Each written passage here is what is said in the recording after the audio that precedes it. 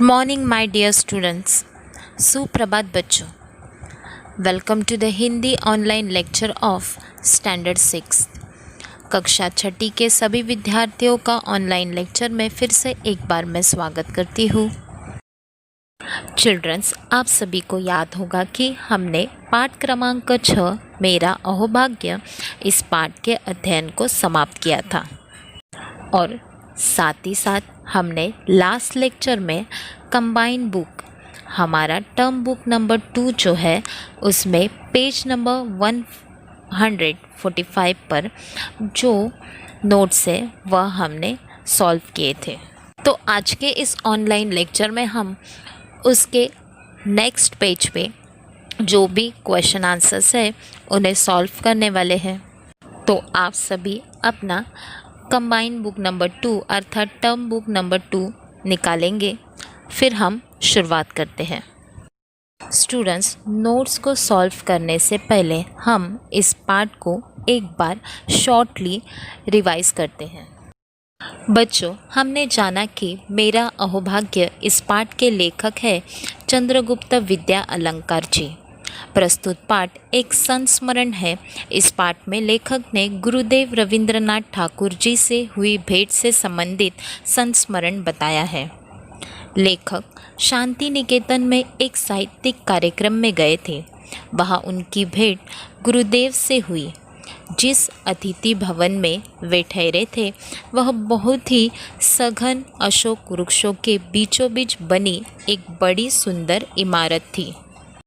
जिस कमरे में लेखक ठहरे थे उस कमरे में गुरुदेव काफ़ी समय तक रहे थे और गीतांजलि का अधिकांश भाग उन्होंने उसी कमरे के बरामदे में लिखा था। और हाँ बच्चों, गुरुदेव का स्वास्थ्य ठीक न होते हुए भी वे 15 मिनट के लिए डॉक्टर की अनुमति से हिंदी साहित्यिक दल को मिलने के लिए आए थे और लगभग 40 मिनट तक वार्तालाप करते रहे। उस समय उन्होंने अपनी कहानियाँ और ख़ासकर काबुलीवाला कहानी के बारे में बताया। उनकी गीतांजलि नोबल पुरस्कार प्राप्त है। तो बच्चों, हमने मेरा अहोभाग्य इस पाठ में यही अध्ययन किया था। तो आज हम बढ़ते हैं नोट्स की तरफ। पेज नंबर 146, पृष्ठ क्रमांक 146। प्रश्न दूसरा, परिच्छेद पढ़कर सूचना के अनुसार कृतियाँ करो। बच्चों, परिच्छेद चर्चा के दौरान गुरुदेव ने कहाँ से लेकर याद किया करता होगा। जो पाठ्यपुस्तक पृष्ठ क्रमांक 15 पर है उसे पढ़कर नीचे दिए हुए प्रश्नों का उत्तर लिखना है। सबसे पहला प्रश्न, आकृति पूर्ण करो। बच्चों, यहाँ पर कुछ प्रश्न दिए गए हैं, उसका हमें चौखट में उत्तर लिखना है। सबसे पहला है, परिच्छेद में उल्लेखित कहानी का नाम। बच्चों, इस परिच्छेद में कहानी का जो नाम आया है वह है काबुलीवाला, इसलिए हमने बॉक्स में उत्तर लिखा काबुलीवाला। अब उस कहानी की विशेषताएं बतानी है। नीचे बड़े हस्ताक्षर में लिखा है और उसकी विशेषताएं, और 3 चौखट दिए हुए हैं। तो यहाँ पर हम काबुलीवाला इस कहानी की विशेषता लिखने वाले हैं, जिसमें से सबसे पहली विशेषता है देश की सभी भाषाओं में अनुवाद। दूसरी विशेषता है लोकप्रिय और तीसरी विशेषता है बच्चों की प्रिय। अर्थात बच्चों, इस कहानी की 3 विशेषताएं हैं, देश की सभी भाषाओं में अनुवाद, लोकप्रिय, बच्चों की प्रिय। तो फिर से एक बार इस प्रश्न उत्तर को पढ़ते हैं। प्रश्न पहला, आकृति पूर्ण करो। परिच्छेद में उल्लेखित कहानी का नाम। उत्तर, काबुलीवाला। और उसकी विशेषताएं। उत्तर, देश की सभी भाषाओं में अनुवाद, लोकप्रिय, बच्चों को प्रिय। अब प्रश्न दूसरा, उत्तर लिखो। यहाँ पर बड़े हस्ताक्षर में लिखा है कि गुरुदेव की कहानियों की विशेषता। तो क्या विशेषता थी कहानियों की, हमने पढ़ा है। पहली विशेषता, ग्रामीण जीवन के संसर का वर्णन, और दूसरी विशेषता है ग्रामीण जनता की मनोवृत्ति के दर्शन। मैं इसे फिर से एक बार दोहरा रही हूँ। गुरुदेव की कहानियों की विशेषता, ग्रामीण जीवन के संसर्ग का वर्णन, दूसरा ग्रामीण जनता की मनोवृत्ति के दर्शन। अब बढ़ते हैं अगले प्रश्न की तरफ। गलत विधान को सही करके लिखो। अर्थात बच्चों, नीचे हमें दो विधान यानी दो वाक्य दिए गए हैं जो कि गलत है, उसे हमें सही करके लिखना है। तो सबसे पहला वाक्य है, दुनिया में मनुष्य का स्वभाव एक सा नहीं होता। इसका उत्तर हम लिखेंगे, दुनिया में मनुष्य का स्वभाव एक सा ही है। अब दूसरा वाक्य जो कि गलत है, इसे भी हम परिच्छेद में से पढ़कर सही करने वाले हैं। गुरुदेव ने तब कहानियाँ लिखनी शुरू की जब इस क्षेत्र में कई लोग लिखने लगे थे। इसका सही उत्तर है, गुरुदेव ने तब कहानियाँ लिखनी शुरू की जब इस क्षेत्र में एक हाथ ही आदमी था। अब इन प्रश्न उत्तरों को फिर से एक बार पढ़ते हैं बच्चों। गलत विधान को सही करके लिखो। पहला, दुनिया में मनुष्य का स्वभाव एक सा नहीं होता। उत्तर, दुनिया में मनुष्य का स्वभाव एक सा ही है। दूसरा, गुरुदेव ने तब कहानियाँ लिखनी शुरू की जब इस क्षेत्र में कई लोग लिखने लगे थे। उत्तर, गुरुदेव ने तब कहानियाँ लिखनी शुरू की जब इस क्षेत्र में एक हाथ ही आदमी था। नाउ थर्ड क्वेश्चन, प्रश्न क्रमांक तीसरा, ईत प्रत्यय लगाकर नए शब्द बनाओ। यानी बच्चों, यहाँ पर शब्द के आगे ईत प्रत्यय लगाना है और उससे नया शब्द बनाना है। जैसे कि परिचय अधिक ईत बराबर परिचित, वैसे ही हमने यहाँ पर दो शब्द बनाए हैं, उसे हम पढ़ते हैं। अपमान अधिक ईत बराबर अपमानित, और दूसरा है सुगंध अधिक ईत बराबर सुगंधित। अब अगला प्रश्न है, विलोम लिखो। अर्थात यहाँ पर आपको जो शब्द दिए गए हैं उसका विरुद्धार्थी शब्द लिखना है। It means opposite words. पहला शब्द है ग्रामीण, जिसका विलोम शब्द है नागर। दूसरा शब्द है प्रारंभिक, उसका विलोम शब्द है अंतिम। Now next page, page number 147। बच्चों, यह स्वाध्याय है जिसमें प्रश्न पहला अ है, निम्नलिखित प्रश्नों के उत्तर एक एक वाक्य में लिखो। चिल्ड्रंस, यहाँ पर प्रश्न दिए गए हैं, उनका उत्तर हमें एक वाक्य में लिखना है। It means answer in one sentence. प्रश्न पहला, साहित्यिक कार्यक्रम कहाँ होने वाला था? बच्चों, हमने पाठ के शुरुआत में ही पढ़ा था कि साहित्यिक कार्यक्रम शांति निकेतन में होने वाला था, इसलिए हमने उत्तर में लिखा कि साहित्यिक कार्यक्रम शांति निकेतन में होने वाला था। अब प्रश्न दूसरा, गुरुदेव की कहानियों में कौन सी मनोवृत्ति के दर्शन होते थे? बच्चों, हमने पाठ में जाना कि गुरुदेव ने वार्तालाप के समय सभी जन को अर्थात लेखक और उनके साथियों को बताया था कि उनकी कहानियों में ग्रामीण जनता के मनोवृत्ति के दर्शन होते थे। इसलिए हमने उत्तर में लिखा, गुरुदेव की कहानियों में ग्रामीण जनता की मनोवृत्ति के दर्शन होते थे। नाउ थर्ड क्वेश्चन, प्रश्न क्रमांक तीसरा, संस्मरण में किस कहानी का उल्लेख किया गया है? उत्तर, संस्मरण में गुरुदेव की काबुली वाला कहानी का उल्लेख किया गया है। अब प्रश्न चौथा, लेखक आनंद विभोर क्यों हुए? जिसका हमने उत्तर लिखा है, लेखक आनंद विभोर हुए क्योंकि नोबेल पुरस्कार प्राप्त गीतांजलि जिस कमरे में रची गई, उस कमरे में ठहरने का सौभाग्य उन्हें मिला था। अब इन चारों प्रश्नों उत्तर को फिर से एक बार पढ़ते हैं बच्चों, आप सभी ध्यान पूर्वक सुनिए।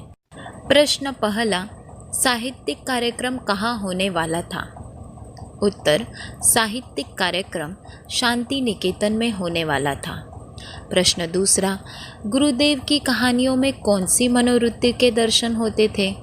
उत्तर, गुरुदेव की कहानियों में ग्रामीण जनता की मनोवृत्ति के दर्शन होते थे। प्रश्न तीसरा, संस्मरण में किस कहानी का उल्लेख किया गया है? उत्तर, संस्मरण में गुरुदेव की काबुलीवाला कहानी का उल्लेख किया गया है। प्रश्न चौथा, लेखक आनंद विभोर क्यों हुए?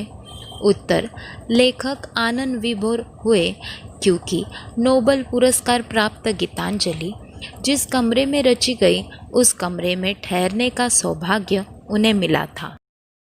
अब अगला प्रश्न पढ़ते हैं। प्रश्न आ, रिक्त स्थानों की पूर्ति करो। अर्थात बच्चों, यहाँ पर हमें वाक्य दिए गए हैं जिनमें रिक्त स्थान है, तो वहाँ पर हमें सही शब्द लिखना है, जिसमें से पहला वाक्य है, वहाँ एक डैश कार्यक्रम होने वाला था, जिसका हमने उत्तर लिखा साहित्यिक। दूसरा वाक्य, हम डैश से उस क्षण का इंतज़ार करने लगे। उत्तर, बेसब्री। तीसरा वाक्य, गुरुदेव ने गीतांजलि का डैश भाग उसी कमरे के बरामदे में बैठकर लिखा था। रिक्त स्थान पर हमने शब्द लिखा है अधिकांश। बच्चों, अब इन वाक्यों को रिक्त स्थान पर लिखे हुए सही शब्द के साथ पढ़ते हैं। पहला, वहाँ एक साहित्यिक कार्यक्रम होने वाला था। दूसरा, हम बेसब्री से उस क्षण का इंतज़ार करने लगे। तीसरा, गुरुदेव ने गीतांजलि का अधिकांश भाग उसी कमरे के बरामदे में बैठकर लिखा था। प्रश्न क्रमांक दूसरा, जोड़ियाँ मिलाओ। It means match the pairs. बच्चों, यहाँ पर अ के चौखट में प्रश्न दिए गए हैं और ब के चौखट में उनके उत्तर है और बीच में उत्तर लिखने के लिए रिक्त स्थान दिए गए हैं, तो वहाँ पर हमें सही उत्तर लिखना है, उचित जोड़ी मिलाना है। पहला है अतिथि भवन। अतिथि भवन अशोक वृक्ष के उपवन के बीचों बीच था, इसके लिए उत्तर में लिखा हमने अशोक वृक्ष के उपवन में। दूसरा, शांति निकेतन। शांति निकेतन में साहित्यिक कार्यक्रम होने वाला था, इसके लिए उत्तर में हम लिखेंगे साहित्यिक कार्यक्रम। तीसरा, काबुलीवाला। उत्तर में लिखेंगे गुरुदेव की लोकप्रिय कहानी, क्योंकि वह गुरुदेव की लिखी हुई लोकप्रिय कहानी थी। सबसे आखिरी है गीतांजलि। गीतांजलि इस कविता संग्रह के लिए गुरुदेव को नोबेल पुरस्कार मिला था, इसके लिए उत्तर में हमने लिखा नोबेल पुरस्कार। बच्चों, अब इन उचित जोड़ियों को फिर से एक बार पढ़ते हैं। पहला, अतिथि भवन, उत्तर अशोक वृक्ष के उपवन में। दूसरा, शांति निकेतन, उत्तर साहित्यिक कार्यक्रम। तीसरा, काबुलीवाला, उत्तर गुरुदेव की लोकप्रिय कहानी। चौथा, गीतांजलि, उत्तर नोबेल पुरस्कार। स्टूडेंट्स, अब अगला प्रश्न। प्रश्न आ, सही विकल्प चुनकर निम्नलिखित विधान पूर्ण करो।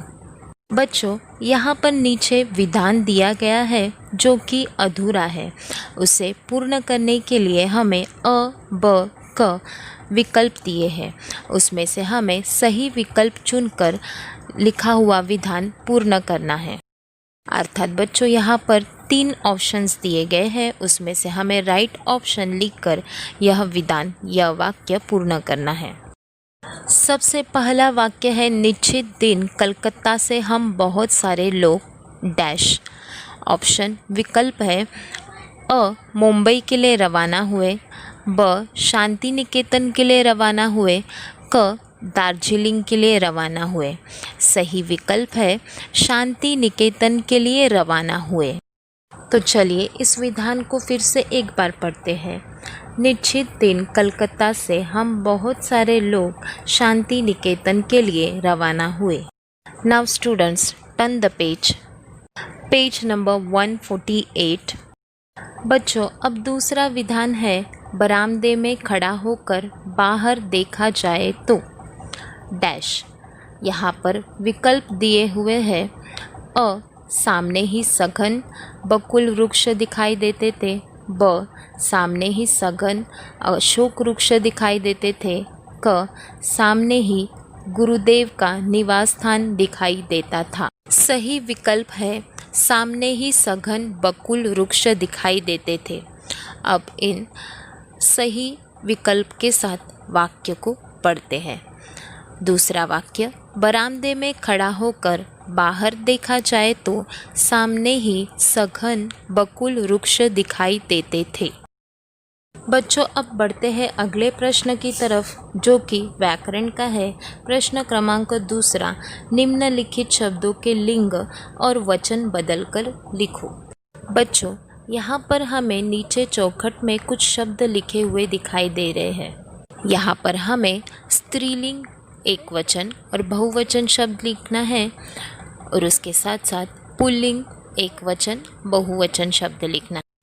चिल्ड्रंस, इसके पहले लेसन्स में भी मैंने आपको स्त्रीलिंग, पुल्लिंग, बहुवचन, एक वचन समझाया है, तो उसी के आधार पर हम इन शब्दों के वचन बदलने वाले हैं। तो पहला शब्द है भैंस, जो है स्त्रीलिंग शब्द, उसका बहुवचन होगा भैंसे। और पुल्लिंग शब्द में शब्द लिखा है भैंसा, जो कि एक वचन है, जिसका बहुवचन होगा भैंसे। अब दूसरा स्त्रीलिंगी शब्द है बिल्ली, उसका बहुवचन है बिल्लियाँ। पुल्लिंग में एक वचन शब्द है बिलाव, जिसका बहुवचन शब्द है बिलाव। वैसे ही आगे घोड़ी, घोड़ियाँ, पुल्लिंग में घोड़ा, घोड़े। चौथा शब्द नागिन, जो स्त्रीलिंगी शब्द है, उसका ही बहुवचन होगा नागिने। Now next page 149। अब आगे चूहिया, चूहियाए, चूहा, चूहे, बेटी, बेटियाँ, बेटा, बेटे, देवरानी, देवरानियाँ, देवर, देवर, गाय, गाय, बैल, बैले, लड़की, लड़कियाँ, लड़का, लड़के, बंदरिया, बंदरिया, बंदर, बंदरों। बच्चों, अब बढ़ते हैं अगले प्रश्न की तरफ। Now next question, question number 3, प्रश्न क्रमांक 3 अ, निम्नलिखित मुहावरों का अर्थ लिखकर वाक्य में प्रयोग करो। नीचे बच्चों 2 मुहावरे दिए गए हैं, जिनका हमें अर्थ लिखना है, साथ ही साथ वाक्य में प्रयोग करना है। पहला मुहावरा है खुशी का ठिकाना न रहना। इसका अर्थ है अत्यंत प्रसन्न होना। वाक्य में हमने इस प्रकार प्रयोग किया है, परीक्षा में मनोवांछित सफलता मिलने के बाद मेरी खुशी का ठिकाना न रहा।